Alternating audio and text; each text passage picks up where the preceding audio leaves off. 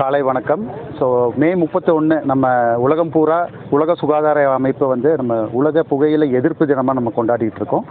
அதை முன்னிட்டு SNR sons charitable trust மற்றும் ராமகிருஷ்ணா பல் மருத்துவமனை இன்றைக்கி வந்து சைக்கிள் பேரணி, விழிப்புணர்வு சைக்கிள் பேரணி இன்றைக்கி நம்ம நடத்தியிருக்கோம். மதிப்புக்குரிய திரு சுந்தர் சார் அவர்கள் எங்களோட மேனேஜிங் ட்ரஸ்டி உடைய சேர்த்து துவக்கி வைத்தார் இந்த பேரணியை. இது பார்த்திங்கன்னா உலகம் பூரா நம்ம இந்த மே 31 நம்ம இந்த கொண்டாடுறோம். எதுக்குன்னா புகையிலை எதிர்ப்பு தினம் கொண்டாடுறோம். ஸோ இந்த புகையிலை பார்த்திங்கன்னா உலகம் பூரா நிறைய பிரச்சனைகள் உருவாக்கிட்டு இருக்கு. முக்கியமாக பார்க்கும்போது நம்ம குழந்தைகள், டீனேஜர்ஸு, பெரியவங்க, வயது வித்தியாசம் இல்லாமல் இந்த புகை எல்லாத்துக்கும் பாதிப்பாக இருக்குங்க.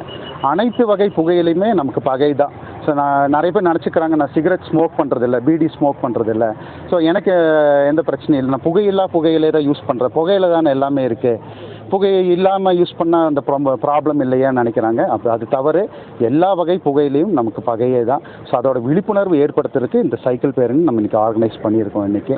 அண்ட் அதே மாதிரி புகை பழக்கம் இல்லாதவங்களுக்கும் பக்கத்தில் புகைப்பிடிக்கிறவங்க இருந்தாங்கன்னா அதுவுமே அவங்களுக்கு ஒரு தீங்கு தான்.